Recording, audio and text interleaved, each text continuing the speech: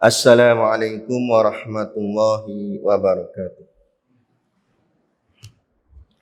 Ila hadrati Sayyidina wa Habibina wa Syafi'ina Muhammadin sallallahu alaihi wasallam wa ila arwahi abaihi wa ikhwanihi minal anbiya'i wal mursalin salawatullahi wa salamuhu alaihi wa alaihim ajma'in wa ala ali kulli was sahabati wal qarabati wat tabi'in wa tabi'it tabi'in bi ihsanin ila yaumiddin wa ila arwahi walidina wa muallimina wa dhawil huquqi alaina ajma'in wa khususan ila hadrati Syekh Abdul Ghani Yahya wa Syekh Umar Yusuf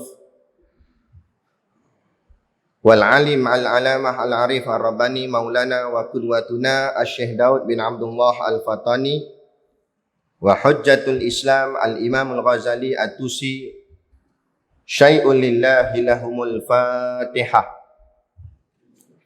A'udzu billahi minasyaitonir rajim. Bismillahirrahmanirrahim. Alhamdulillahi rabbil alamin. Ar-Rahmanir Rahim. Maliki yaumiddin.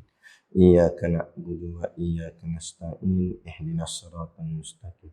Siratal ladzina an'amta 'alaihim ghairil maghdubi 'alaihim waladdallin. Bismillahirrahmanirrahim. Alhamdulillahi rabbil alamin. Wassalatu wassalamu ala asyrafil anbiya'i wal mursalin Sayyidina Muhammadin wa ala alihi wa sahbihi ajma'in. Subhanaka la ilma lana illa ma 'allamtana innaka antal alimul hakim.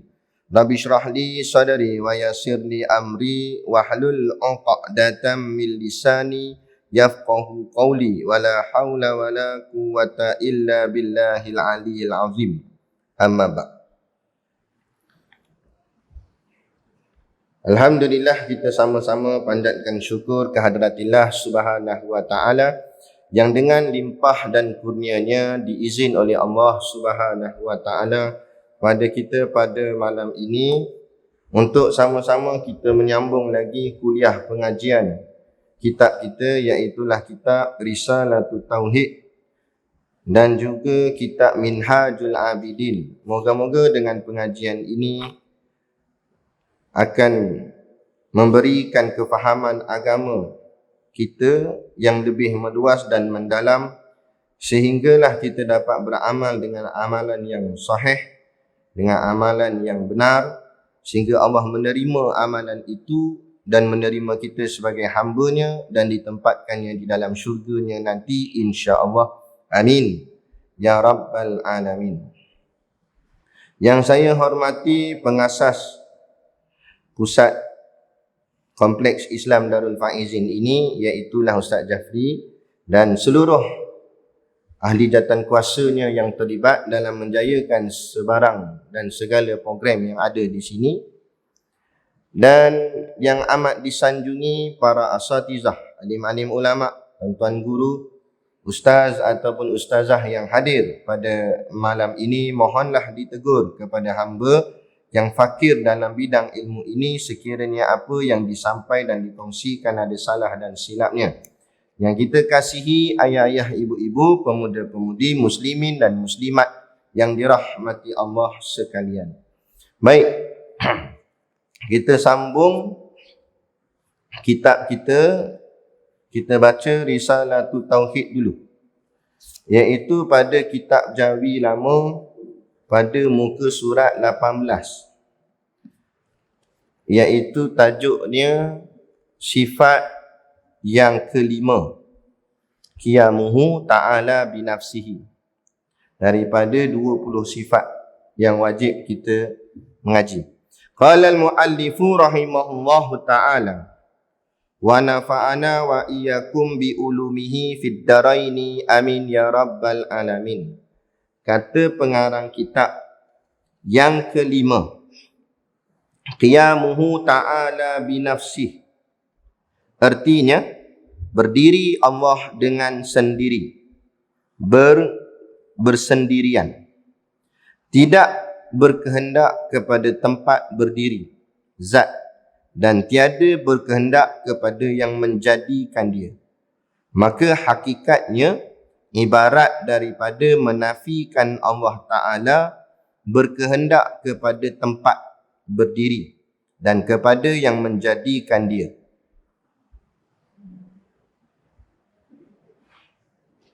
Tugasnya Allah Ta'ala itu tegasnya Allah Ta'ala itu terkaya dan tiada berhajat kepada sesuatu sama ada pada perbuatannya atau hukumannya, tetapi Tuhan menjadikan tiap-tiap suatu dan mengadakan undang-undang semuanya untuk faedah dan maslahah yang kembali kepada sekalian makhluk, dan ia menjadikan semata-mata kerana kelebihannya dan belas kasihannya, bukan sekali-kali kerana berhajat kepada faedah. Panjang lagi lah, kita baca takat tu dulu. Baik, sifat yang seterusnya daripada sifat 20, sifat yang wajib bagi Allah Ta'ala yang kita kena belajar dan fahami, iaitu sifat yang kelima. Nama dia Qiyamuhu Ta'ala binafsihi. Setengah kitab Ta'ala tu dia tak sebut Qiyamuhu binafsihi. Betul juga, tak ada masalah. Qiyamuhu Ta'ala binafsihi boleh, Qiyamuhu binafsihi saja pun boleh. Baik, artinya apa dia? Qiyam, Qaf, Ya, Alif, Mim. Qiyam tu maknanya berdiri. Hu tu nya, berdirinya. Nya siapa sini? Nya Allah. Sebab tu dia tambah Ta'ala tu. Qiyamuhu Ta'ala, berdirinya Allah Ta'ala. Bi, dengan. Nafsi, diri. Hi-nya, dengan dirinya. Berdirinya Allah Ta'ala dengan dirinya. Berdiri Allah Ta'ala dengan sendiri. Kalau tengok sini dia tulis gitu. Artinya berdiri Allah dengan sendiri. Dalam kurungan dia kata bersendirian. Nak faham macam mana bersendirian? Pertama sekali jangan kita salah faham bahawa makna Allah berdiri itu mula Allah duduk atau Allah berdiri. Bukan yang tu. Walau perkataan tu sama berdiri, tapi makna bukan berdiri macam kita bangun berdiri ni. Jadi sebelum saya masuk isi penerangan itu, nak kena faham dulu. Makna Qiyamuhu Ta'ala binafsihi ni dia ada dua. Dia punya ibarat itu dua. Sebelum nak faham yang dua ibarat ni, faham dulu pada keadaan ataupun dari segi majazi akli, kefahaman akal untuk kita menuntut ilmu, untuk faham belajar ni, kita kena faham bahawa Allah, kita pun dia ada zat dan ada sifat. Ni yang selalu saya ulang banyak kali dalam kuliah-kuliah kita. Ingat, Allah, kita bicara Allah lah. Allah ada zat dan ada sifat. Tetapi jangan salah faham. Jangan kita faham Allah dibahagi dua. Tidak sama sekali. Sebab Allah tak boleh dibahagi-bahagi. Kalau dibahagi-bahagi, syirik lah. Lemahlah Allah sebab Allah ni terbahagi. Tak. Tapi dari sudut ilmu sahaja. Dari sudut kefahaman ilmu, kita nak fahamnya Allah itu ada zatnya dan ada sifatnya. Okey? Contohlah, ni contoh aja. Contoh. Air sirap sebagai contoh. Air sirap tu manis. Dalam air sirap tu ada air, ada sirap, ada gula. Tapi bila dia campur semua tu, nama dia air sirap. Bila dia dah campur, bolehkah kita pisahkan antara air dengan sirap dengan gula? Boleh tak? Tak boleh. Jauh tak nampak muka. Boleh tak? Tak boleh. Tak boleh. Air tak boleh kita asingkan, sirap tak boleh asingkan, gula tak boleh asingkan. Sebab apa? Sebab dia dah bercampur. Asal dia asing tak? Ni air, ni sirap, ni gula. Kita campur tiga-tiga, jadilah dia air sirap. Lepas tu kita nak pisahkan balik. Boleh? Mana boleh. Dia dah campur tu tak boleh pisah dah. Begitulah juga untuk faham saja. Ini untuk faham. Jangan samakan dengan Tuhan pula. Untuk faham. Allah tu, Allah. Tetapi Allah tu ada zatnya dan ada sifatnya. Tapi adakah boleh dipisah-pisahkan? Tak boleh. Zat dan sifat Allah tu bersekali. Cuma dari sudut ilmu kita nak faham, Allah tu ada zat, ada sifat. Boleh? Macam sirap tadilah. Dari segi ilmu kita faham, dalam air sirap, ada air, ada gula. Boleh tak ni? Boleh faham? Takat ni. Boleh tak? Baik.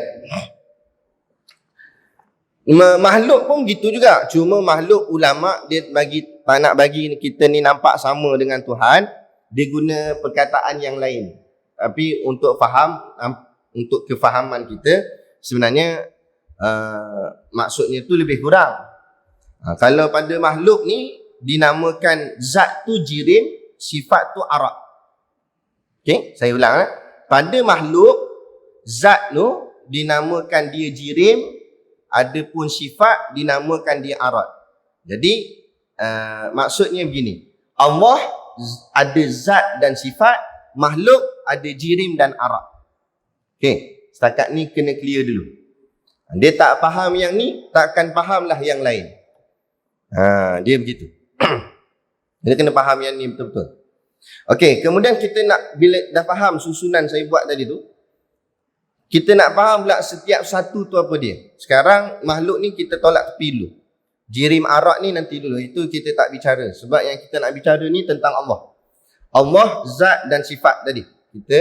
Allah ada zat dan ada sifat. Baik. Apa tu zat dan apa tu sifat? Kita nak kena kenal. Zat, tinggalkan kejap. Kita nak study sifat dulu. Apa makna sifat? Takrifan sifat, definisi sifat. Sifat ialah sesuatu yang duduk pada zat. Itu takrifan dia. Okey? Saya ulang. Makna sifat ialah sesuatu yang benda ni dia tak boleh berdiri sendiri, melainkan dia mesti berdiri kepada zat. Dia mesti menempel kepada zat. Contoh yang kita boleh buat, kita masuk pula kepada makhluk. Contoh mic ni makhluk. Mic ni makhluk. Okey, yang dikatakan jirim ni makhluk, benda makhluk ni. Jirim tu kita samakan nampak macam zat.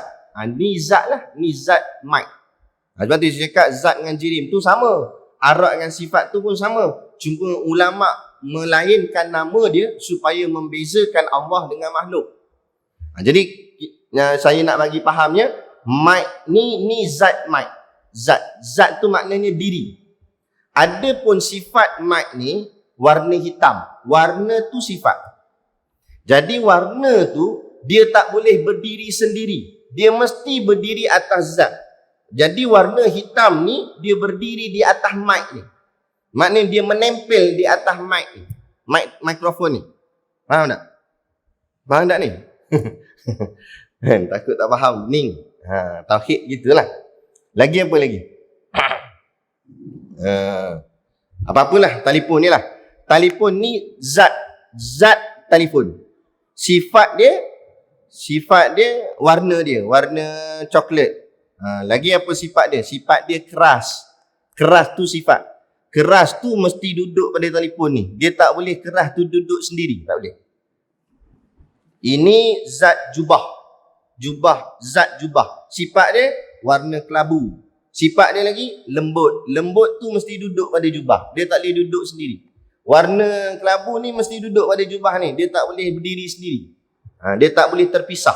Dia tak boleh berdiri atas nama dia sendiri. Tak boleh. Ada. Contoh jubah putih. Jubah tu zat, putih tu sifat. Jadi orang bila memanggil satu benda ataupun menyebut satu benda, orang tak sebut sifatnya dulu. Orang sebut zatnya dulu. Jah hojah, ambil jubah aku dah.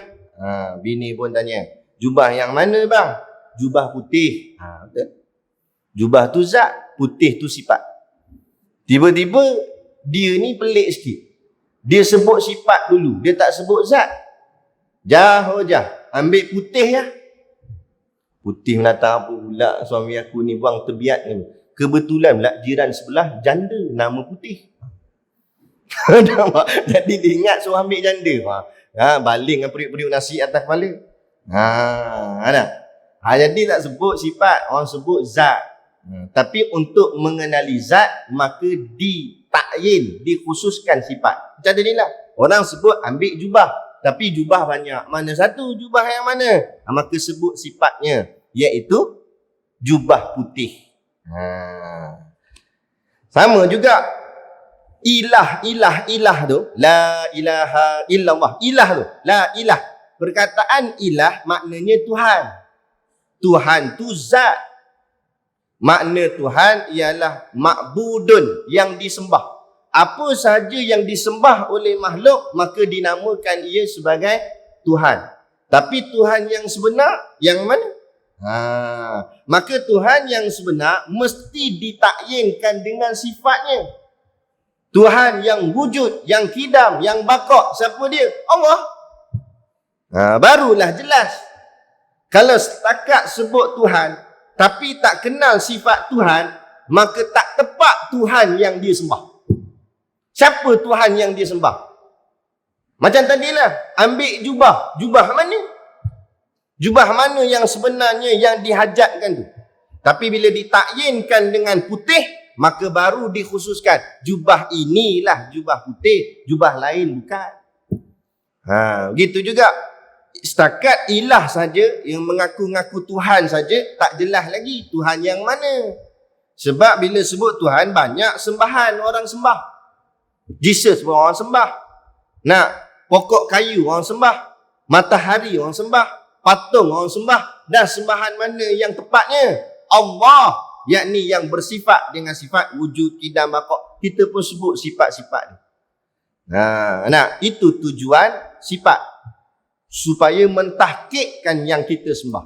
Lepas tu kata Al-Imam Al-Ghazali, la tasihul ibadah illa ba'da ma'rifatil ma'bud. Tidak sah ibadat yang disembah, tidak sah ibadat yang kita buat, melainkan kita sudah kenal siapa yang kita sembah.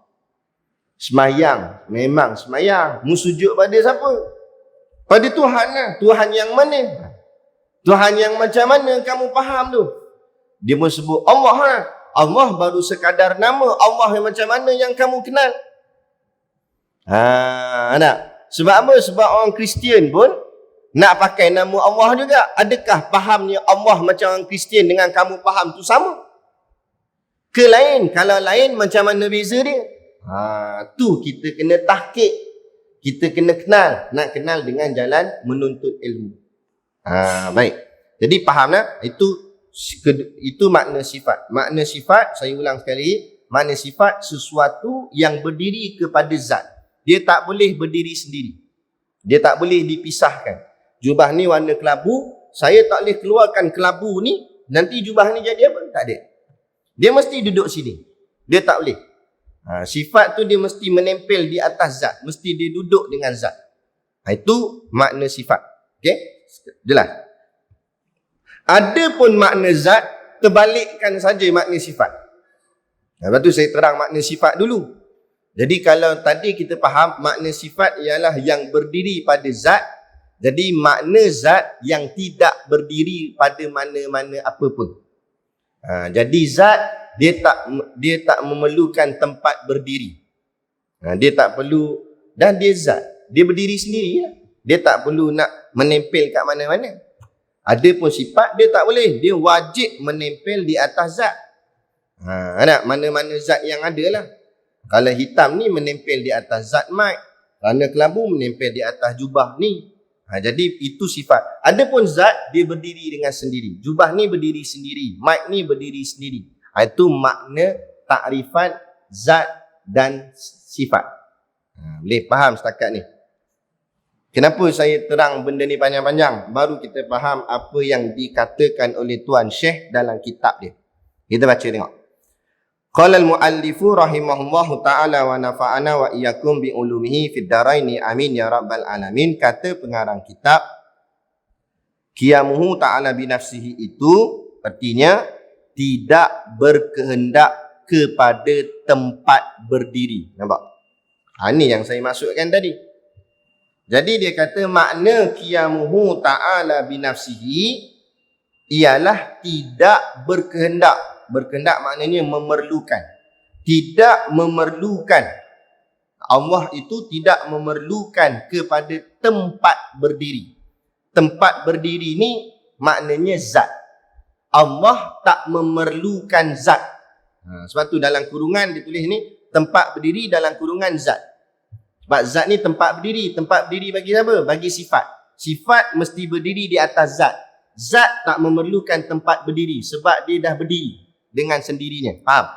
Boleh tak? Kan?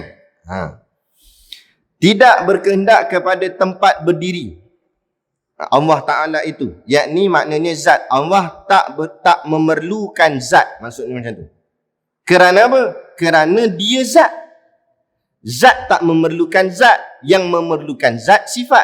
Jadi nak maksudnya sini, qiyamuhu ta'ala binafsih ini, ulama' nak memahamkan kita bahawa Allah itu bukan sifat, tapi Allah itu zat.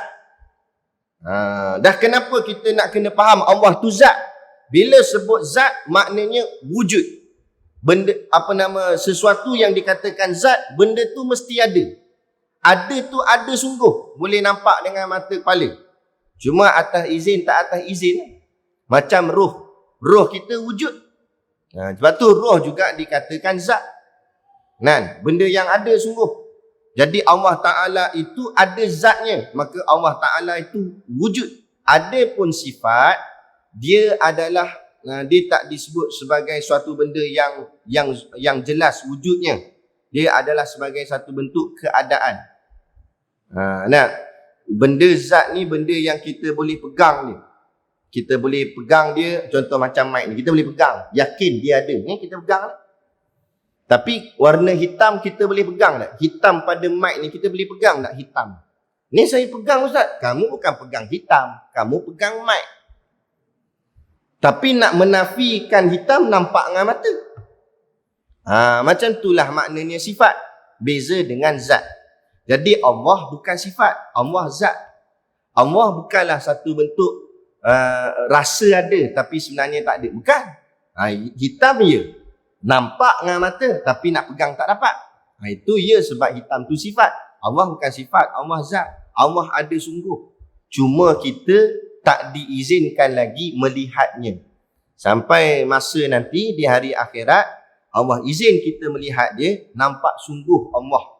Kita akan nampak jika Allah izinkan kita. Sebab itulah tak ada nikmat paling besar melainkan nikmat dapat melihat Tuhan. Dapat melihat Allah. Satu yang tak terjangkau di akal. Kerana apa saja yang kita lihat setakat ni depan mata kita, semuanya makhluk. Allah bukan makhluk. Jadi macam mana agaknya Allah? Makhluk semua ada saiz. Ada besar, ada kecil. Allah tak bersaiz. Tak ada kait dengan besar kecil. Habis macam mana agaknya nak melihat Allah tu nanti? Itulah kehebatan yang kita tak mampu nak fikir dengan akal kita. Makhluk ni dia ada berpihak. Dipanggil dalam bahasa Arab, dipanggil jihah. Dia ada pihak. Mana pihak ni maknanya di depan, belakang, kanan, kiri. Contoh macam tuan-tuan, ayah, ibu yang dirahmati Allah, di depan saya, di belakang saya mimbar, di kanan saya pintu, di kiri saya pintu. Kita berpihakkan. Tetapi Allah tidak berpihak.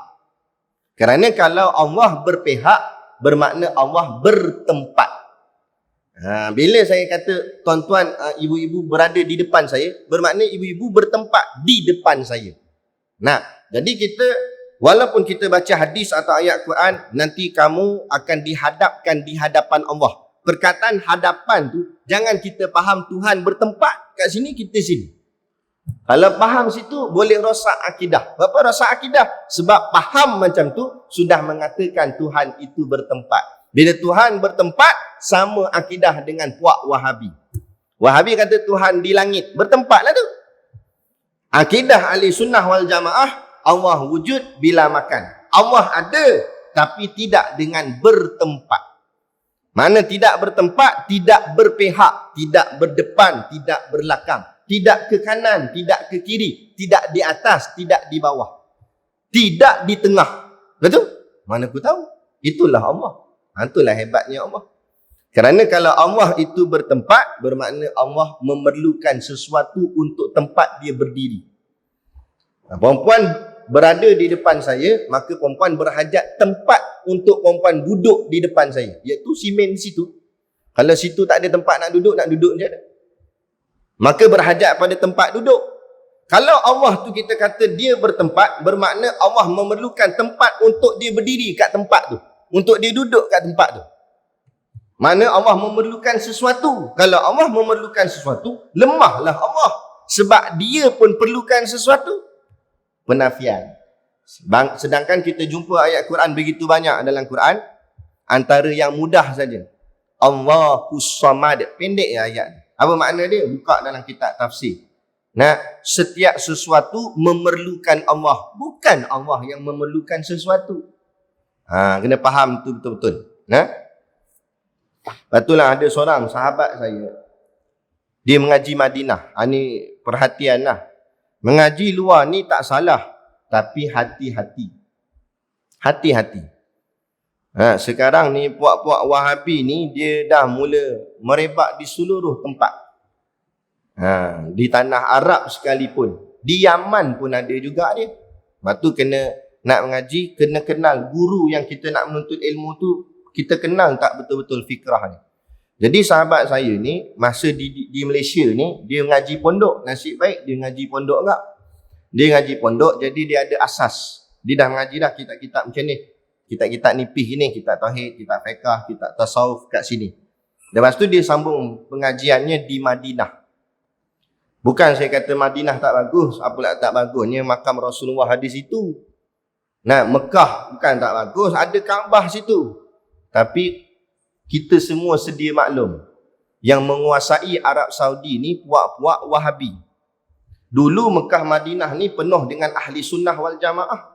Banyak sejarah yang telah dikaburkan oleh puak-puak mereka ni. Dulu sembahyang 4 kali satu waktu, kerana sembahyang berlain-lain imam. Ada dalam kitab, dalam buku-buku sejarah ada sebut. Mula-mula mazhab Imam Syafi'i sembahyang dulu. Dia ada tempat-tempat dia. Begitu. Tak? Lepas tu adalah bacaan doa, wirid, tahlil, semua ada macam biasa dulu. Lepas tu di Masjidil Haram tu, dekat dinding-dinding dia ada tulisan-tulisan. Kata-kata mutiara ulama, hadis-hadis Nabi dan sebagainya ada, dihias-hias. Tapi kebanyakan sekarang telah dipadam oleh puak-puak Saudi ni. Dipadam. Lepas tu banyak tempat sejarah dia dah hilangkan. Sehingga kita pergi sana tak ada tujuan lain. Semata-mata buat umrah dan membeli belah. Tu je. Kan? Tapi apa yang kita bawa balik kosong. Bawa balik air zam-zam, bawa balik tasbih mudah putus. Bawa balik minyak wangi tak wangi-wangi. Mana? Bawa balik itu je. Tapi bawa balik kefahaman tak ada. Bawa balik ibrah terkesan di hati macam mana pengorbanan Nabi tak ada. Mana? Rumah Nabi pun kita tak tahu kat mana. Tahu-tahu berapa kali pergi Mekah. Mana rumah Nabi? Sebab itu kan tempat Nabi mesti ada rumahnya. Mereka dah tukar. Rumah Nabi mereka buat jadi library, perpustakaan. Tanya mutawif, dekat-dekat dengan Kaabah ni mana ada perpustakaan? Orang tanya nak mana nak baca buku? Tak ada nak tengok. Dia pun tunjuk. Ada perpustakaan tu kat belah belakang, dekat dengan tempat sa'i sebelah dia. Ada sebuah bangunan kecil. Itulah rumah kelahirannya baginda Nabi SAW. Dia pun ubah. Tak? Lepas tu dengar-dengar kata tak tahu betul ke tidak lah. Dengar-dengar kata nak alih makam Rasulullah pula dah. Macam-macam lah mereka ni. Kan? Pada dekat yang kita pergi kat Mekah Madinah, semua tempat penuh bersejarah. Ada satu, kalau siapa pergi Taif, ada satu masjid namanya Masjid Qub kalau tak silap saya. Masjid tu, tapi rupanya tak ada rupa masjid dah. Bangunannya pecah-pecah, bumbung pun dah jatuh, kosong. Dibiarkan, tepi jalannya dia. Dibiarkan gitu je. Padahal itu antara tempat paling bersejarah kerana di situlah tempat Nabi terjatuh. Nabi tahan dengan siku dia. Qub tu makna siku. Nabi tahan dengan siku dia kerana nak menyelamatkan diri daripada balingan batu daripada puak-puak di kota Taif masa menolak dakwah Nabi. Di situ tempat sejarah, tapi dibiarkan oleh puak-puak Arab Saudi ni sehingga tak nampak situlah tempat barakah. Nabi pernah duduk di situ. Kita pun tak tahu. Akhirnya, sebab itulah bila kita tak dapat ambil barakah Rasulullah, barakah sahabat, sehinggalah kita pergi umrah berkali-kali pun tak membawa balik barakah. Yang kita bawa balik, tadilah saya cakap, keseronokan membeli belah sahaja. Orang nak bawa balik tunjuk, cerik dari Mekah ni, padahal made in China. Tapi dia kata, beli kat Mekah ni, padahal kilang ni Cina. Buat balik tu, sebab tu tak ada kesan. Yang kita nak ialah keberkatan, barakah. Tempat-tempat bersejarah, kadang ada tempat yang pernah Nabi duduk situ. Kita nak ambil berkat situ lah. Sebab bila tempat Nabi duduk, mana tempat tu mulia. Nabi ni segala-galanya mulia. Apa saja kait dengan mulia. Nabi berjalan mulia. Tak? Ada masa saya semayang di depan Kaabah dulu, saya bentang ridak ni. Kita biasa kat sini begitulah, bentang ridak. Jadi saya tengok orang sebelah dia tak ada apa-apa alas, saya buka besar. Konon-konon ni nak buat baik lah, nak bagi kat dia juga supaya dia bolehlah sujud atas ridak saya sama. Saya pun boleh tompang pahala. Tiba-tiba sampai nak sujud, dia selak dengan kain ridak saya tu. Dia tak nak sujud atas kain saya. Itu kau hasam sungguh mamak sebelah. Tak apa, habis-habis semayang saya tanya kenapa. Dia buat macam tu. Dia kata dia nak ambil barakah. Kalau saya tutup dengan kain, dia tak dapat cium ni kesan-kesan tapak kaki. Kalau tak dapat kesan tapak kaki Rasulullah, kesan tapak kaki sahabat. Kalau tak dapat kesan tapak kaki sahabat, kesan tapak kaki alim ulama yang lalu sini. Kalau tak itu pun kesan tapak kaki segala orang muslimin dan muslimat yang mengerjakan umrah tawaf di Kaabah. Aku nak ambil berkat kesan tapak kaki mereka. Betul juga. Lepas tu bila semayang depan Kaabah, saya tak bentang dah lah ridak ni. Sebab nak ambil yang tu juga. Sini tak apalah. Tapak kaki siapa lalu sini belum tentu lagi dah. Tapi kalau tapak kaki Ustaz Jafri tak apalah. Sebab takut orang lain mana tahu. Kan? Gitu. Baik. Jadi fahamlah. Jadi itulah maknanya zat. Jadi Allah itu nak sebut sini, makna tidak berkendak kepada tempat berdiri zat tu nak mengatakan Allah itu zat bukan sifat. Sebab dulu-dulu kala ada orang dia mengatakan Tuhan tu sebenarnya sifat sahaja. Tak payah kata dulu, sekarang pun ada. Dia kata sebenarnya Allah tu tak ada. Dia kata Allah tu diri kita lah. Ada yang cakap macam tu. Merasakan diri kita ni bila kita buat baik, kita hormat orang apa semua, sebenarnya Allah lah tu masuk dalam diri kita. Tu dia kata kita bersatu dengan Tuhan. Jadi sebenarnya kita lah Tuhan. Pahaman macam ni yang sesat ni. Sebab dia merasakan Allah tu macam sifat saja. Sifat ketuhanan. Allah bukan semata-mata memiliki sifat ketuhanan, tapi Allah tu memang Tuhan. Dia ada zatnya, ada dirinya. Cuma kita tak diizinkan lagi melihat dirinya. Esok Allah bukakan hijab, kita dapat melihat Allah. Tak tahu nak kata apa dah waktu tu. Sebab tu ada dalam satu hadis yang sangat panjang. Saya tak hafal lah Arab ni. Tapi panjang hadis tu menceritakan tentang orang beriman diizinkan Allah dapat melihat Allah. Melihat, sungguh-sungguh melihat macam mana kita melihat hari ni. Mula-mula Allah akan keluarkan segala sembahan-sembahan manusia. Tak kira lah apa pun. Manusia sembah matahari, keluar matahari. Orang beriman akan jawab, ini bukan Tuhan. Keluar patung dewa, ini bukan Tuhan. Keluar pokok, ini bukan Tuhan. Macam-macam lah keluar. Semua kata, ni bukan Tuhan, ni bukan Tuhan, ni bukan Tuhan. Sampailah akhirnya, dalam hadis kata begini, Allah menyingkapkan sedikit dirinya. Sedikit saja. Allah menyingkapkan dirinya sedikit, serta-merta orang beriman terus sujud, tak angkat-angkat kepala. Tak sempat nak kata apa-apa, terus sujud. Kalau tadi yang naik matahari, naik apa semua orang beriman jawab, ini bukan Tuhan, ini bukan Tuhan. Bila Allah singkap saja diri dia, sujud terus. Sebab apa jadi begitu? Sebab orang beriman itulah orang yang mengenal Tuhan. Macam mana dia kenal Tuhan sedang dia tak pernah tengok? Macam mana dia tahu tu Tuhan? Itu menjadi persoalan. Itulah tujuan dia, kita mengaji ni kenal makhluk. Dengan mengenal makhluk, maka kita kenal Tuhan. Nah, kita belajar hitam, kita akan kenal putih. Kita belajar lawannya, kita kenal lawannya. Kita belajar sifat kelakian, baru kita tahu sifat keperempuanan. Nah, sebab dia berlawan balik saja. Sebab tu Allah sebut laisa kamislihi syai' mukhalafatuhu lil hawadis. Allah tak sama dengan makhluk. Jadi kita kenal makhluk, apa sahaja yang bukan makhluk, itulah Allah. Selagi mana dia ada sifat-sifat makhluk, tu bukan Allah. Kerana Allah tak ada sifat makhluk. Kerana Allah bukan makhluk.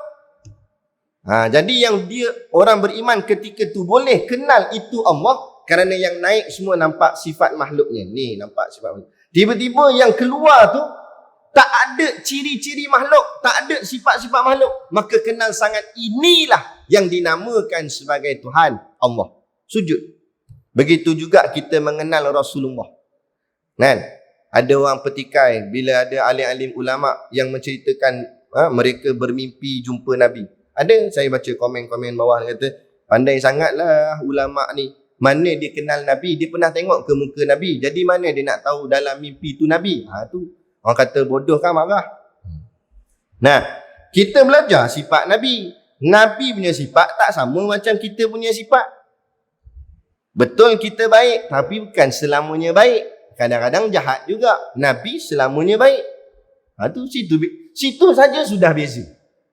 Betul Nabi makan, kita pun makan, tapi kita makan banyak. Tamak pula tu, nak yang sedap-sedap aja. Nabi tak.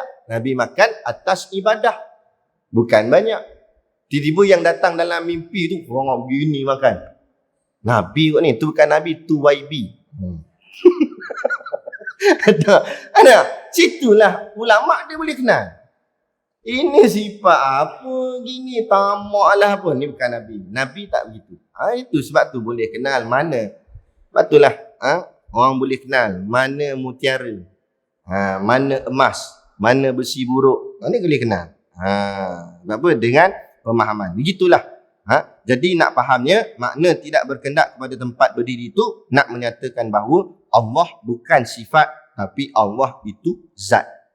Makna Allah tu dirinya ada.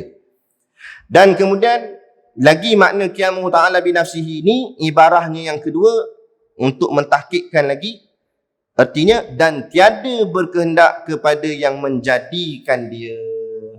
Lagi makna berdiri sendiri tu, pertama makna berdiri sendiri nak mengatakan bahawa Allah bukan sifat, sebab yang berdiri, yang memerlukan tempat berdiri ini sifat. Bila Allah tak memerlukan tempat berdiri, itu maknanya zat. Allah itu zat, itu yang pertama. Yang kedua, nak menyatakan bahawa Allah tiada berkehendak. Kita faham kan, berkehendak ni maknanya memerlukan. Allah tidak memerlukan kepada yang menjadikan dia. Dia siapa? Allah. Allah tak perlu siapa-siapa untuk jadikan dirinya sendiri. Dirinya Allah. Tak memerlukan apa-apa tu, termasuk dirinya sendiri juga. Faham tak? Jangan kita kata, lagi kita faham macam ni. Fahaman yang salah lah. Tak ada siapa jadikan Allah, tapi Allah lah yang jadikan diri Allah sendiri. Situ pun salah. Kalau Allah jadikan dirinya sendiri, makna Allah tu dijadikan oleh dirinya sendiri. Sedangkan makna perkataan dijadikan itu makhluk. Makna makhluk ialah dicipta. Allah bukan dicipta. Jadi kata Allah jadikan diri sendiri pun masih lagi salah, kata ulama. Jadi jangan kata begitu. Jadi macam mana Allah jadi? Allah jadi dengan sendirinya lah. Bukan dengan dia jadikan dirinya sendiri, tapi dengan memang itulah diri Allah. Allah tak memerlukan siapa-siapa untuk jadikan dia. Dia memang ada, dan sebelum semuanya ada. Tak? Cukup sekadar tu keimanan kita. Benda ni berlaku di zaman Nabi. Nabi ajar sahabat beginilah tentang akidah, tentang tauhid. Tiba-tiba sahabat ni balik ke rumah, setan kacau dia.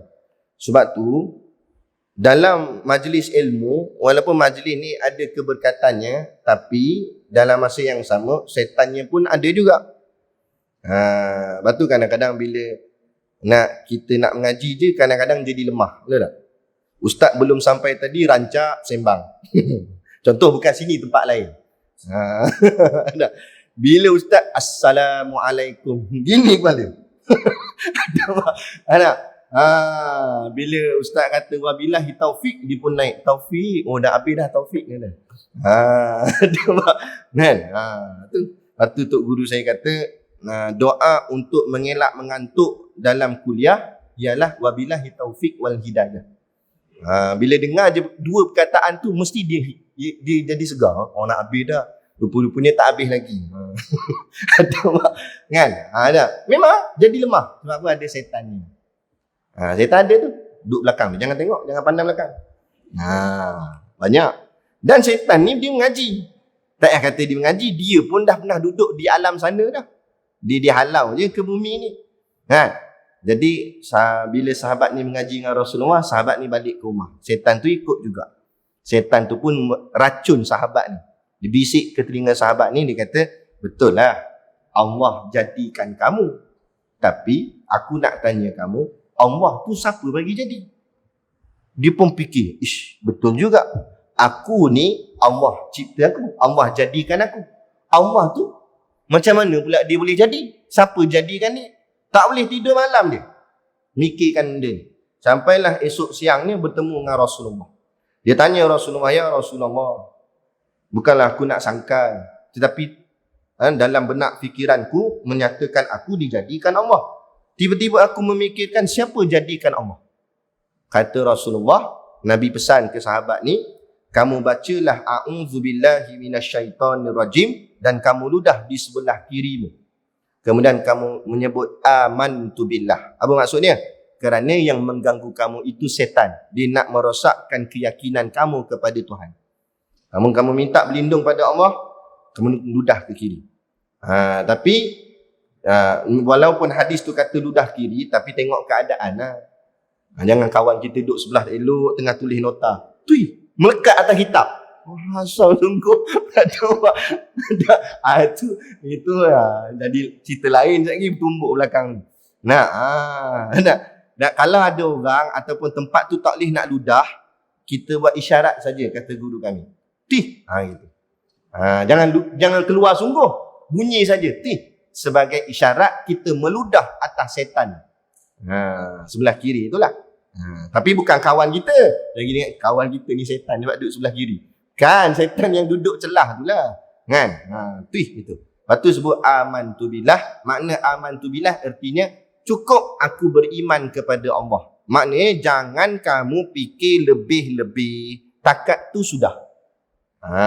Jangan fikir terlampau dalam. Kerana kata Tok Guru Siddiq Noor, otak kita ni dia macam penimbang. Tak semua penimbang boleh timbang semua benda. Benar? Cuba kita tengok kedai emas. Nak pergi kedai emas. Penimbang kedai emas kecil je. Dia boleh timbang takat gram-gram aja. Nak? Satu lagi timbang kedai runcit. Dia besar sikit. Dia boleh timbang kilo-kilo. Ada lagi timbang lagi besar, timbang lori sawit lagi besar. Jadi ikut benda lah yang dia nak timbang. Tiba-tiba kita nak timbang sawit pakai penimbang kedai emas. Jadi macam mana? Tak payah kata penimbang tu dengan kedai-kedai emas tu pecah. Bawa masuk lori dalam. Mana boleh timbang? Macam tu kat otak kita. Kita boleh timbang takat benda yang kita boleh timbang. Apa timbang? Kehidupan kita, benda yang nampak depan mata kita, duit ringgit kita orang cakap apa, menimbang-nimbang. Ini untuk guna beli ni. Takat tu lah yang benda-benda kita boleh fikir. Tapi nak fikir benda yang di luar jangkauan akal kita, tak boleh fikir. Paksa gak fikir, pecah penimbang. Paksa gak fikir, pecah otak ni. Bukan pecah otak tu, kepala pecah. Tak. Jadilah sewil. Jadilah sewil gila. Jadi polis trafik tak ada tauliah. Tahu polis trafik tak ada tauliah. Bukan polis trafik sungguh. Dia duduk tengah jalan tu. Orang tak peduli dia, orang tak kisah. Dia suruh berhenti orang jalan. Tapi dia duduk jaga jalan gitu. Baju tak pakai. Slipper kat telinga. Jadi gitulah. Sebab apa? Sebab dia timbang benda yang tak boleh timbang. Akhirnya jadi gila. Tak mau. Jadi madai lah. Kita pegang Allah. Allah jadikan kita. Allah, itu bukan urusanku. Itu Allah. Siapa aku untuk bicara tentang dia lebih-lebih. Aku pun tak kenal. Tak kata nak kenal Allah. Nak kenal diri sendiri pun tak kenal sangat. Betul tak? Kita kenal ke diri kita sangat? Kenal diri kita sangat. berapa helai rambut atas kepala kita? Kita tahu? Tak tahu. Padahal dari kecil sampai besar itulah rambut kita atas kepala ni. Tak tahu. Kalau botak tak acil lah yang ada rambut. Tak pernah kita kira selai-selai. 1, 2, 3. Nah, seminggu tak habis kira lagi. Darah hidung-hidung kira itu. Tak jadi. Nah, batang gigi tak adalah banyak mana dalam mulut, tapi kita pernah kira batang gigi tu duduk depan cermin. Tak ada koja orang panggil. Lain lah kalau tak ada gigi. Tu tak ada. Memang lah dia boleh kira. Ada 2 batang depan ni. Memang boleh kira. Ada yang penuh tak boleh kira. Misai depan hidung tak boleh kira. Bulu roma kat tangan ni mana boleh kira. Padahal tu diri kita tu. Diri kita pun kita tak kenal sangat, apatah lagi diri Tuhan. Jadi madai apa yang diajar oleh Allah dalam Quran, apa yang diajar oleh Nabi dalam hadis, dan apa yang telah diterangkan oleh ulama dalam membahas Quran dan hadis tu, takat tu dia lah ilmu kita. Tak payah lebih. Lepas tu apa-apa pun dia ada takat, tak boleh lebih. Tak boleh lebih. Walaupun benda tu mengaji agama, lebih dia jadi sasau. Elok-elok betul, tak jadi tak betul. Lepas tu kadang-kadang yang jadi ajaran sesat ni bukan tak mengaji tapi terlebih. Tu yang jadi melampau-lampau. Dia mengaji tentang Tuhan, lah kali dia rasa dia Tuhan. Itu jadi masalah. Orang suruh mengaji je, bukan sampai rasa diri tu Tuhan.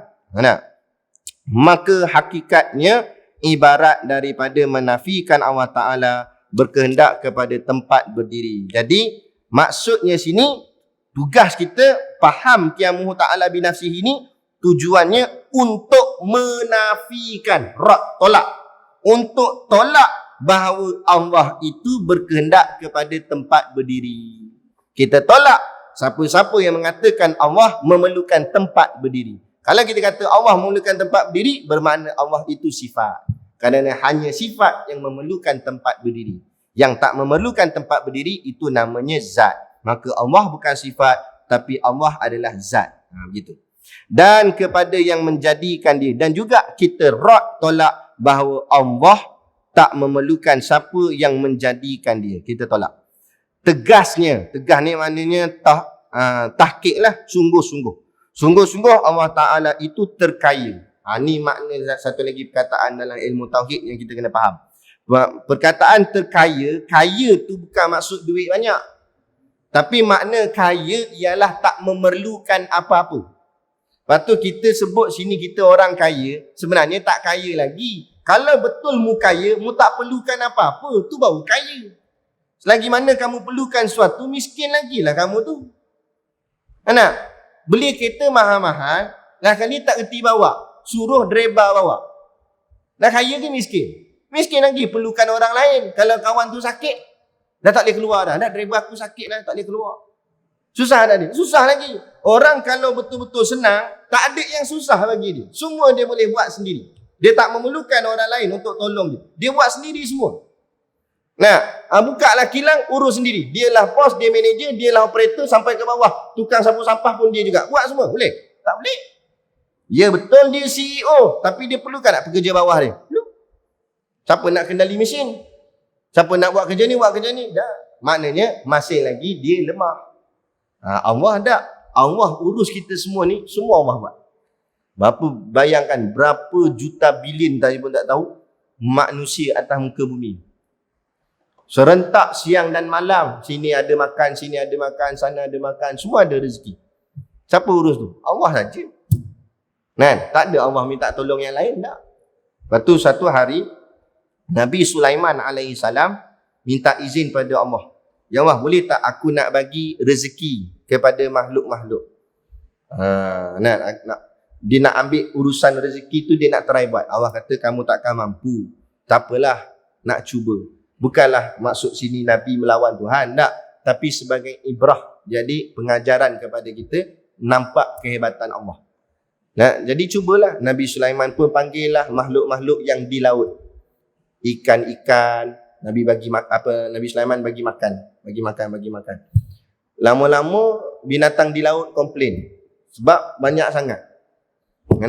Ikan paus kata, asyik ikan kembung je makan, dah aku bila nak makan? Ikan kembung saja pun banyak. Aku ni bila ni? Ikan bilih pun komplain, dah aku lagi banyak ikan bilih. Ikan sardin komplain, semua habis ikan komplain. Itu baru ikan. Yang kat darat pula komplain, gajah. Asyik geng laut dia makan dah, kami ni, kami darat ni tak makan lagi. Gajah tak makan, zirapah tak makan lagi. Itu yang darat, yang atas udara, burung pula bising. Tak payah kata, hang darat, kami yang terbang ke atas ni pun tak makan lagi ni. Mana bila nak makan ni? Lah kali Nabi Sulaiman surrender, angkat tangan. Nabi Sulaiman kata, aku tak mampu wahai Tuhan. Hebatnya engkau wahai Tuhan. Dengan hanya engkau sahaja boleh mengurus berapa juta bilion, tak tahu makhluk yang ada di bumi, yang ada di langit, semua Allah urus semua. Tak payah kata kita manusia, binatang-binatang, semut-semut di jalan. Tuan-tuan cuba tengok. Sebab itulah kita jangan jadi lebih bodoh daripada binatang.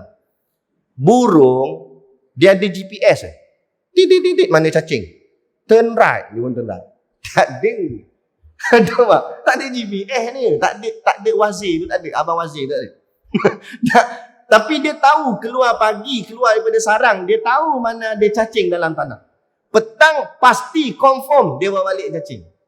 Dalam hadis Nabi sebut itu. Burung tu keluar pagi, petangnya bawa balik cacing. Padahal otak dia kecil sangat banding otak kita. Kepala burung besar ni. Kalau kepala besar ni, otak besar ni. Takkan kepala besar ni otak besar ni. Nah, kepala besar ni, otak besar ni. Kita kepala besar ni, otak lebih kecil pada burung. Bodoh. Kata mak, nanti nak makan apa? Ngaji pondok, ngaji tafi, nak makan apa? Ambil burung tu hentak atas kepala dia ni. Burung pun yakin dengan rezeki Allah. Hang. Nah, tapi dia bela burung. Dia main kat sangka. Burung balik-balik bodoh. Nah, ada kata jangan jadi lebih bodoh pada binatang. Allah bagi kita akal. Kan? Suruh kita fikir, yakin pada Allah. Binatang boleh yakin. Nah, itu. Jadi itu semua Allah urus. Tak perlu kita risaulah.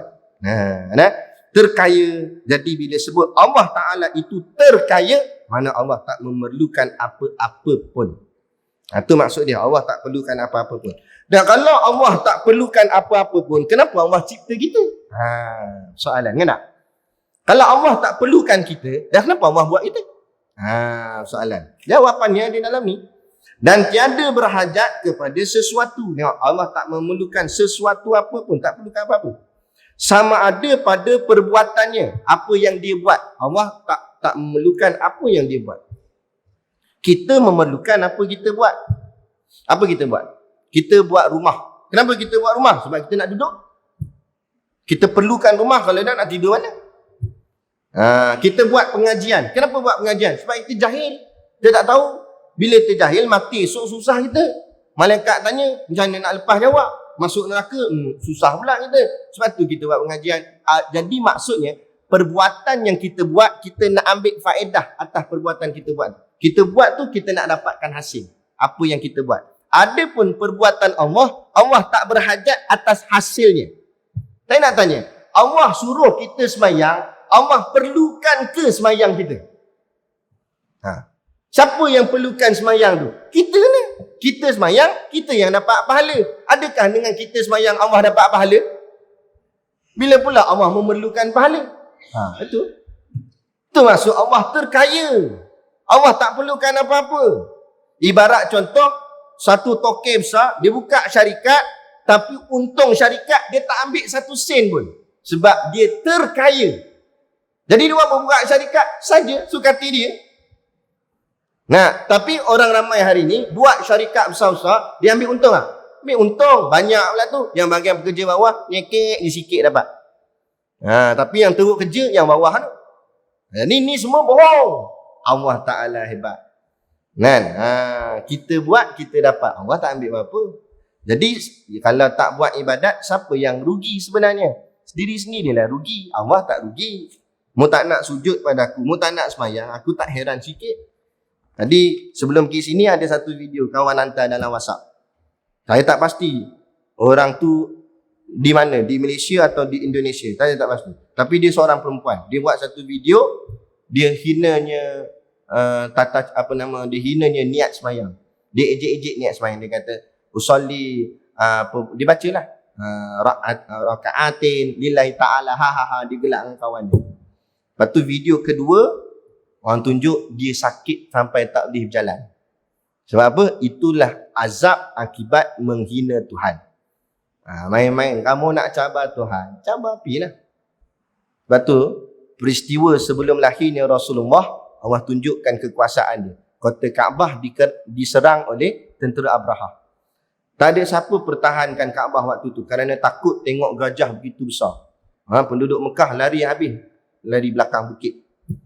Tapi Allah punya kuasa. Allah sendiri akan mempertahankan apa saja nak kehendak dia. Allah hantarkan burung kecil saja.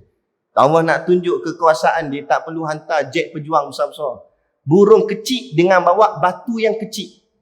Kata ulama, batu tu kecil je, bukan besar. Sebab kaki burung bukan besar, kecil je. Tapi walau kecil, hancur tak hancur. Nah, dalam ayat Quran kata, macam ulat makan daun. Kena batu ni meleret, merebak. Rosak habis daging-daging semua, hancur berkecai. Sama macam COVID. Allah nak bagi kita susah. Kerana kita banyak melawan hukum Allah. Allah hantar satu makhluknya yang sampai kita tak boleh tengok dengan mata kepala kita sendiri. Nak tengok bawah mikroskop pun nampak tak nampak gitu. Sampai kita tak tahu dia hadir tak hadir. Dia ada tak ada. Itu namanya corona. Nah, COVID-19 ni, walaupun yang menamakan tu manusia, hakikat tu makhluk Tuhan. Makhluk yang Allah hantar pada manusia hari ni, sehingga kan tak boleh nak buat apa. Kepakaran sains tak boleh buat apa. Teknologi sekarang, teknologi di hospital bukan lekeh-lekeh punya teknologi, bukan zaman dulu. Sistem laser lah, apalah, canggih-canggih. Dah boleh detect. Tak boleh detect. No, yang scan tik-tik, bukan scan COVID, scan suhu. Lain lah kita scan klik, COVID dia tulis. Pergi balik. Dah. Nah, scan suhu. Suhu belum tentu ke. Ada orang kata suhu normal tapi kena ke COVID. Tak tahu. Itu hebatnya Allah Ta'ala. Dah, cabar lagi Allah. Tak tahu nak kata. Buat pula pesta di Arab Saudi, konsert besar-besaran. Cabarlah Tuhan. Cabar. Tapi itulah, kalau kita hanya geleng kepala saja, teruk. Kita kata itu. Masalahnya, bila azab Allah turun, kita kena tak kena? Kena tak? Kita yang geleng kepala pun kena juga. Walaupun kita tak buat benda maksiat tu. Kita datang semayang masjid elok. Tapi bila datang COVID, masjid tutup, kita juga yang kena juga. Jadi maksudnya apa? Sebab tu kita tak boleh diam. Kita kena buat kerja. Ta'muruna bil ma'ruf wa tanhauna 'anil munkar. Kerana bila azab Allah turun, orang yang taat pun akan terkena azabnya. Maka sebab tu tak boleh diam. Kita kena jelaskan benda yang betul-betul, benda yang salah-salah. Tak kira siapa pun dia di hadapan kita. Nak? Kena tegur lah. Kena cakap lah. Setakat mana kita mampu, macam Nabi dalam hadis lah, Nabi kata man ra'a minkum munkara, yang pertama falyughayyiru biyadihi. Tu kita kalau ada kuasa dengan tangan, tangan tu makna kuasa. Ada kuasa, gunakan kuasa kita. Saya ada jumpa satu klinik ni, doktor dia selalu dia tegas. Dia tengok staff dia dah semayang belum? Padahal staff dia bukan anak dia, pekerja dia. Kalau kamu nak kerja sini semayang, tak nak semayang, get up. Aku tak nak tanggung pekerja aku yang tak semayang. Dia tegas. Gunakan kuasa lah. Takat mana kuasa yang kita ada. Tak? Yang kalau tak ada kuasa, kita tak mampu nak kuasa atas dia. Sebab tak ada kena-mengena dengan kita. Gunakan lisan pula cakap. Macam ni lah. Saya tak ada kuasa di sekolah kidah ni. Jadi saya gunakan lisan untuk cakap. Tegur apa yang betul, apa yang salah, kita cakap. Kalau lisan pun kita tak mampu nak cakap. Kalau cakap, mudarat kat kita balik. Paling last, kita pakai fabiqalbihi. Sebab tu Nabi kata wadzalika anaful iman, dan itulah selemah-lemahnya iman. Kita kena buat kerja. Kalau kita diamkan saja, jawablah di depan Allah Ta'ala esok. Langsung kita tak ada buat apa-apa tindakan untuk selamatkan keadaan agama di atas muka bumi. Betullah bila Nabi Ibrahim dibakar di dalam api, datang satu burung kecil. Ada setengah kata burung pipit macam tu. Burung kecil je. Paruh ni pun kecil.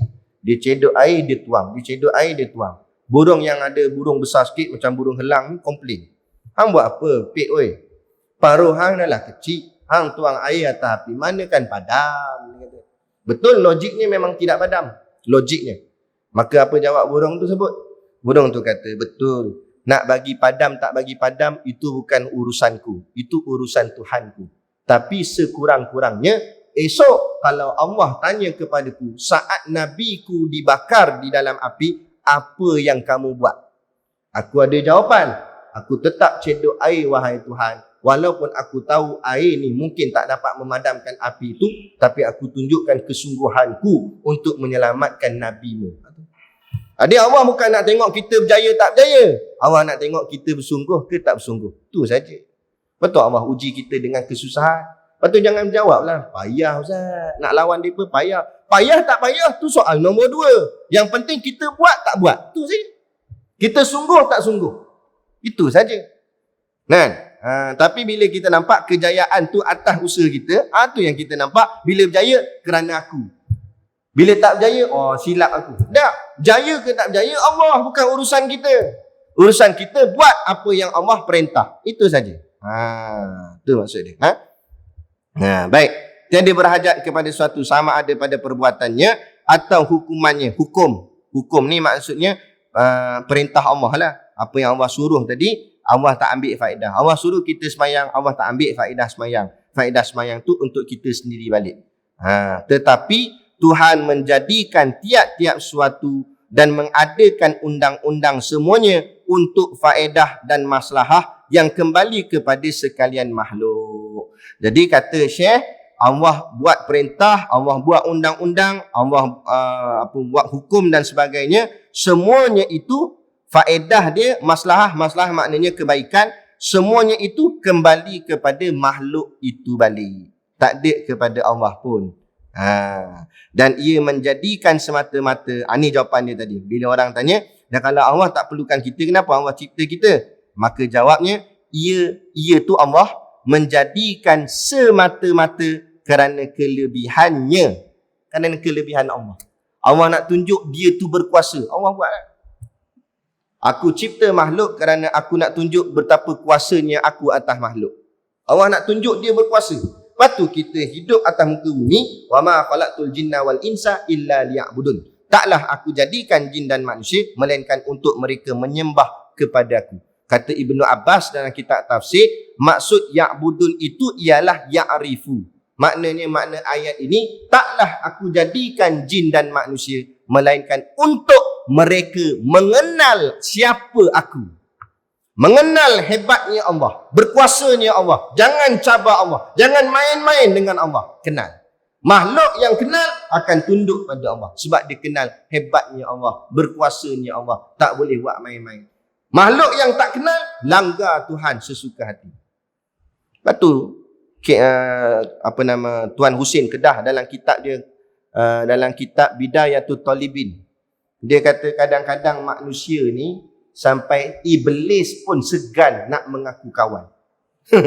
Setan pun segan nak mengaku dia tu kawan dia. Manusia ni. Sebab apa? Lebih jahat daripada setan. Jahat-jahat setan mengaku Allah tu Tuhan. Baca dalam suratul Hijri ayat 39 dan 40. Dialog antara iblis dengan Allah. Allah laknat iblis keluar. Dibuang ke bumi. Iblis jawab apa kepada Allah? Qala, iblis berkata, Rabbi, dia panggil Rabbi. Wahai Tuhanku, bima awaitani la uzayyinanna lahum fil ardi. Kerana engkau telah menjadikan aku tersesat, maka aku berjanji kepadamu akan aku perelokkan segala jenis maksiat di atas muka bumi. Pada ayat 40 kata iblis, illa ibadaka minhumul mukhlasin, melainkan hamba-hambamu yang dalam hatinya ada keikhlasan, yang itu aku tak boleh pedaya. Nak ceritanya dalam ayat tu iblis cakap dengan Allah, Rabbi, dia kata, wahai Tuhanku. Dia ngaku Allah Tuhan, tapi manusia. Lepas tu iblis kata, lagi iblis lah. Ini lagi setan. Ingat aku dah setan, dia setan lagi. Ada tak? Itu jahat. Itu macam Fir'aun mengaku Tuhan. Jahat. Itulah tak ada. Sebab tu dosa paling besar ialah dosa syirik kepada Allah. Dosa lain semua Allah boleh ampun. Minum arak 2 trailer minum. Memang mabuk terus lah. Tapi taubat Allah terima. Tapi kalau syirik, Allah tak terima. Melainkan kamu kena kembali mengucap 2 kalimah syahadat. Berat syirik ni. Betul, hati-hati. Itu. Dan lagi dia kata, Allah cipta kita semua ni, Allah buat makhluk ni, Allah tak memerlukan makhluk. Dan kenapa Allah buat? Belas kasihannya, kerana Allah kasih. Tuan-tuan, ayah ibu yang dirahmati Allah sekalian, kalau Allah tak cipta kita, kita rasa tak nikmat dunia yang kita kecap hari ni? Kita lepas ni, katalah kita makan nasi. Kalau Allah tak cipta kita, kita rasa tak sedapnya makan nasi tu? Nak? Itu baru nikmat dunia, nikmat syurga nanti. Kalau Allah tak cipta kita, kita dapat tak nikmat syurga tu nanti? Dapat. Itulah hikmah Allah jadikan kita kerana Allah kasih kat kita. Allah nak rasa kita merasai nikmat-nikmat yang dia juga yang cipta. Tu hebatnya Allah Ta'ala. Ada. Syukurlah pada Allah Ta'ala. Bukan sekali-kali kerana berhajat kepada faedah. Tak sama sekali Allah cipta segala-gala ni kerana Allah nak ambil faedah daripada ni. Tidak. Allah tak memerlukan apa-apa dan Allah tak memerlukan faedah apa-apa pun. Allah buat semata-mata kerana kesukaannya. Kerana belas kasihannya pada kita. Kerana nak tunjukkan kekuasaannya. Nak tunjukkan hebatnya dia. Macam saya sebut tadilah. Tiba-tiba ada satu orang tokey buka syarikat, dia tak ambil 1 sen pun untung tu. Semua keuntungan syarikat dia bagi kat pekerja bawah ni. Dia tak ambil satu pun. Sebab apa? Sebab dialah yang kaya sebenarnya. Tapi ada ke orang macam tu atas muka bumi? Tak ada. Kerana semua orang tak kaya pun. Yang kaya Allah. Kerana Allah cipta semua ni, tapi Allah tak ambil satu pun kelebihan atau nikmat ni kepada diri dia. Dia tak memerlukan apa-apa. Kerana dialah yang maha kaya. Boleh faham? Jadi itu antara penerangan bagi perkataan qiyamuhu ta'ala binafsi. Tapi tak habis lagi. Ada perenggan lain lagi. Panjang huraian Tok Syekh kita ni dalam kitab Risalatul Tauhid ni. Kita takat tu dululah. Sementara tu, sebelum kita tutup majlis sikit lagi, boleh nak? Kita nak baca sikit Minhajul Abidin.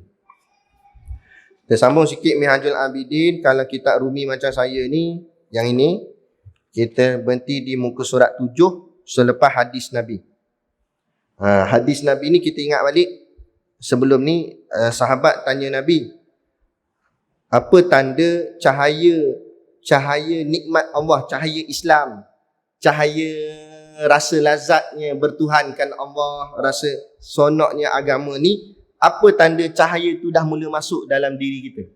Nabi kata, nikmat tajafi andaril ghurur wal inabah ila daril khulud wal isti'dadu lil mauti qabla nuzulih. Apa maksud dia? Tanda cahaya tu, cahaya agama, cahaya akhirat dah mula masuk dalam hati kita. Tandanya kamu mula menjauhkan dirimu daripada negeri yang banyak tipu daya. Mana negeri banyak tipu daya? Dunia. Tandanya yang pertama, bila cahaya agama dah masuk dalam hatimu, kamu mula menjauhkan diri daripada dunia. Maksud menjauhkan diri daripada dunia, tidak lagi gemar kepada dunia. Kan? Orang beli kereta baru mahal ke apa, dia tak kisah. Alah, tak ada apa. Dia tak terliur di hati dia. Orang renovate dapur bagi besar, dia tak terliur. Apa yang ada ni cukuplah bagi dia. Orang lain semua sibuk nak pindah kat bandar, kita pindah dalam hutan ni, duduk kat pondok, duduk dengan ustaz nak ngaji agama. Tu tanda-tanda lah tu. Cahaya dah masuk. Lepas tu jangan keluar. Jangan keluar. Melainkan ada urusan ni sampai tak boleh keluar. Duduk dalam ni. Ustaz kata jangan keluar. Padahal rumah terbakar dah. Jangan keluar ustaz kata. Tu bodoh. Keluarlah. Nak ceritanya, duduk dalam aliran ni, teruskan. InsyaAllah. Moga-moga mana tahu mati tengah mengaji. Berkat. Itu tanda yang pertama. Yang kedua, bila kamu mula menjauhkan pada dunia, mula pula hatimu akan mula mendekati akhirat. Tiba-tiba hati ni dulu tak apa sonok nak dengar kuliah, tapi cari pula. Pas seorang ustaz dia nak dengar kuliah.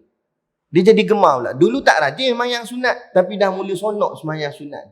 Dulu tak rajin mana baca Quran, ponis muka, pas muka. Tak, bukan setakat nak baca, nak hafal pula. Aku nak hafal pula. Dia jadi bertambah-tambah kesukaan dia terhadap akhirat tu. Tu mula cahaya agama dah mula masuk dalam hati. Beruntunglah orang ni. Dan yang ketiga tandanya kata Nabi, dia dah mula memikirkan soal kematiannya. Dia termenung dekat depan pintu rumah. Kalau aku mati macam mana? Bukan macam mana tanah kat kampung kan, tapi macam mana aku nak hadap dalam kubur tu. Bila dia dah mula fikir benda-benda ni, itu antara tanda-tanda, kata Nabi, cahaya agama dah mula masuk di dalam hati. Maka kamu adalah antara orang yang beruntung. Allah dah bagi. Tak semua orang dapat benda ni. Tak? Ada orang tua umur 90 lebih dah, tak nampak lagi mati dia. Dia sibuk nak tanding lagi, nak jadi Perdana Menteri. Tak tahu siapalah. Kan kena report lagi. Maka melintas. Kata ni dalam kitab kita ni. Maka melintas. Maksudnya sini lalu dalam hatinya, dengan hati hamba pertama-tama tiap-tiap suatu, maka berkata ia bahawasanya aku mendapat akan diriku diberi nikmat atasku. Orang yang dah mula cahaya agama masuk dalam hati dia, apa saja yang terlintas di hati dia, dia fikir Allah dulu. Apa-apa sikit-sikit Allah, sikit-sikit Allah. Aku nak beli rumah. Kalau beli rumah, aku nak beli ni yang dekat dengan masjid lah, supaya aku senang nak pergi rumah Allah. Dia dahulukan Allah. Tapi masa cahaya ni tak masuk lagi, dulu-dululah kita zaman lama, bila nak beli rumah kita fikir apa? Rumah ni biar dekat dengan bandar, biar dekat dengan pekan, senang nak beli barang. Tak masuk lagi tu. Dunia lagi tu dalam hati ni. Tapi bila orang dah masuk cahaya ni, dia tak kisah pasal nak beli barang jauh sikit, tak apa. Jangan jauh dengan rumah Allah ni. Takut-takut nak mula-mula rumahnya jauh, nanti dengan hati-hati pun jauh. Dia gitu. Apa-apa sikit dia fikir Allah. Sikit-sikit fikir Allah. Allah suka tak kalau aku buat macam ni? Semua dia Allah, Allah, Allah.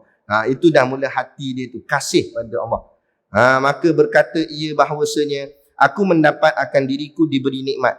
Jadi apa saja yang dia dapat semuanya nikmat. Sampai ke tahap walaupun zahirnya nampak macam bala pun dipandang nikmat. Macam seorang lelaki yang bernama Uwais Al-Qarni.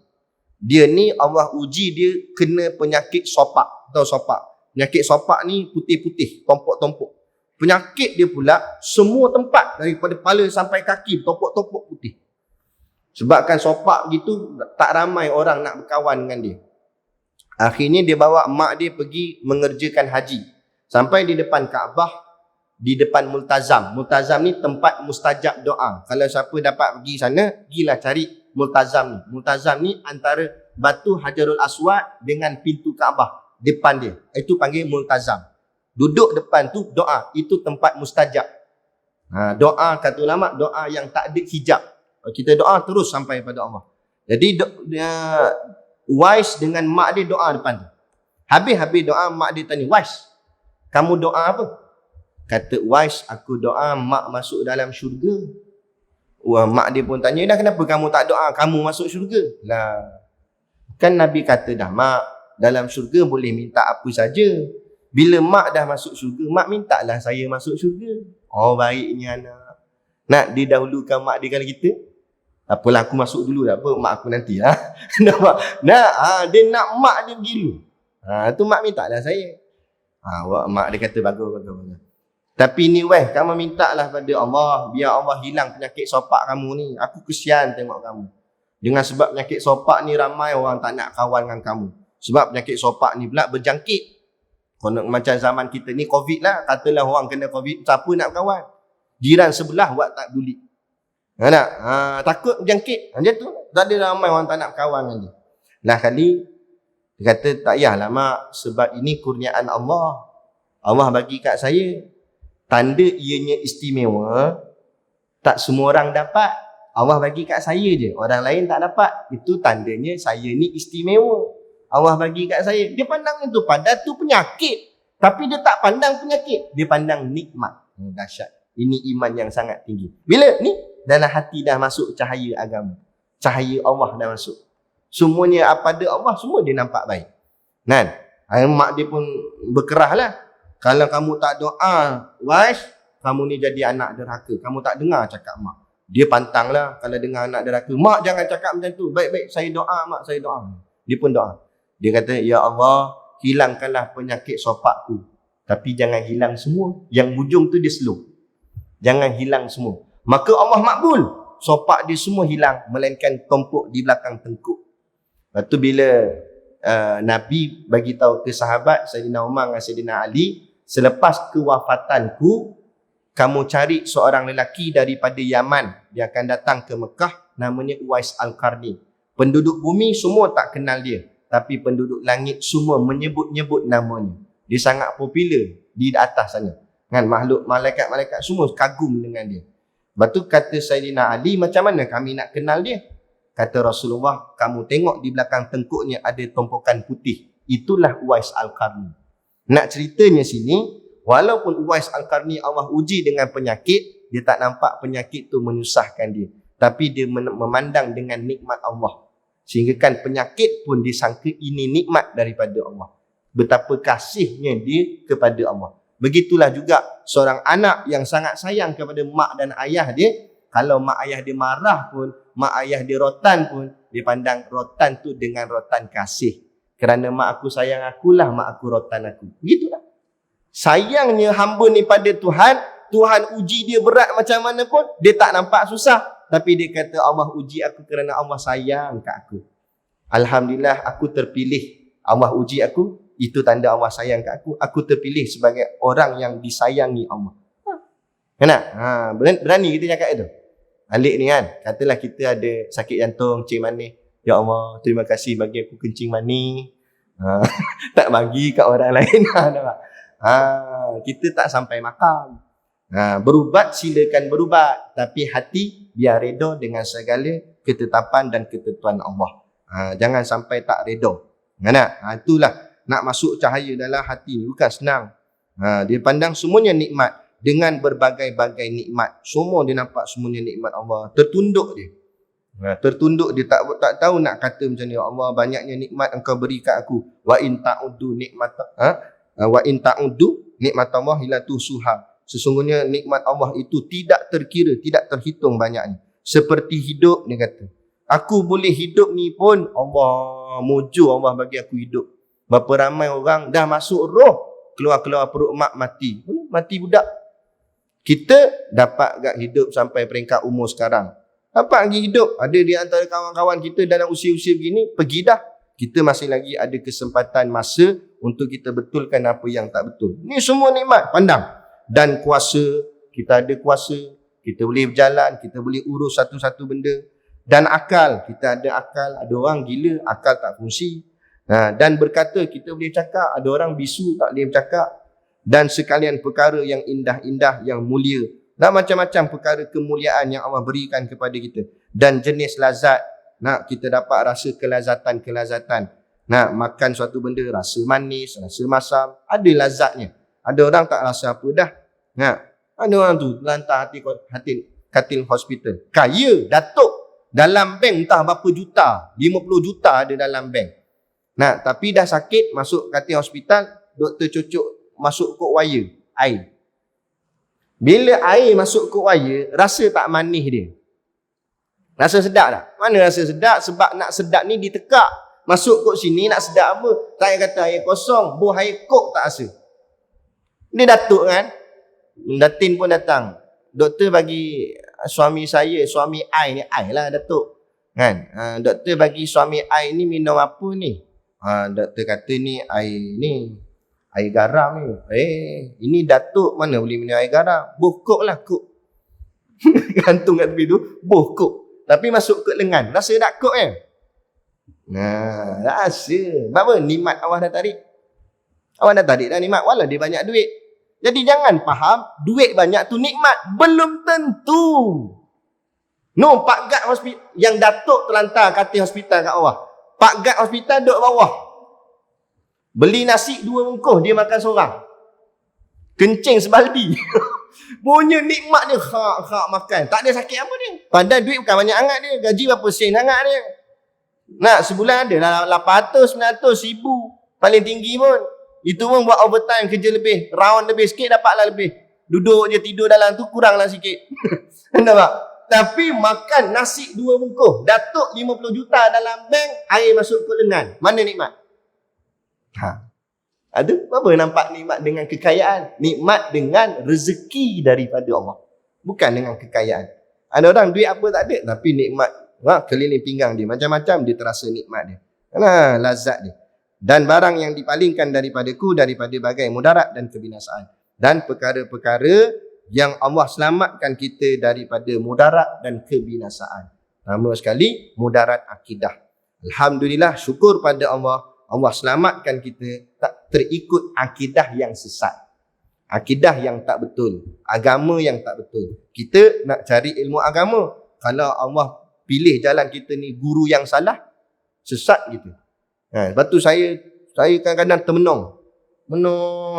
Kita ingat balik kehidupan kita yang dulu. Banyak lara, banyak main. Tapi tiba-tiba jadi macam ni.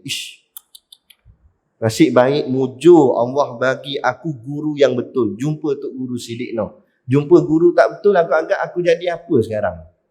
Atau semua dengan nikmat Allah. Tak?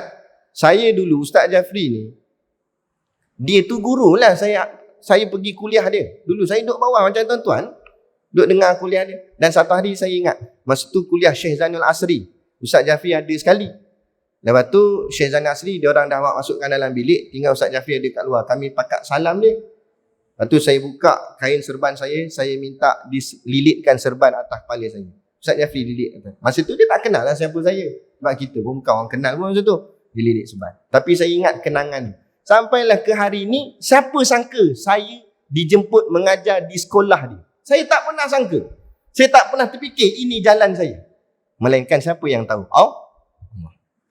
Itulah diri kita. Apa yang kita tahu? Kita tak tahu apa-apa. Kita cuma buat kerja apa yang Allah perintah, insya-Allah ada kebaikan. Ni siapa sangka yang mulut sekarang ni mungkin duduk di bawah ni. Siapa tahu esok berforum dengan saya. Saya pun tak pernah sangka. Ustaz Yusaini Yahya Matin Mahat Tafiq Imam Nawawi. Masa saya mengaji di Unimap di Perlis tu, ikut malam-malam ikut kawan-kawan pergi kuliah dia dekat Matin. Ikutlah dengar kuliah dia. Siapa sangka hari tu dia jemput saya datang ke Matin, berforum dengan dia. Dia duduk sebelah saya. Saya kata dalam ceramah tu, saya kata Allah, berat nak cakap ni. Sebab orang di sebelah saya ni guru saya. Dulu saya duduk bawah, sekarang saya duduk sebelah dia. Allah. Siapa sangka? Sebab tu kita buatlah setakat mana kemampuan yang kita buat.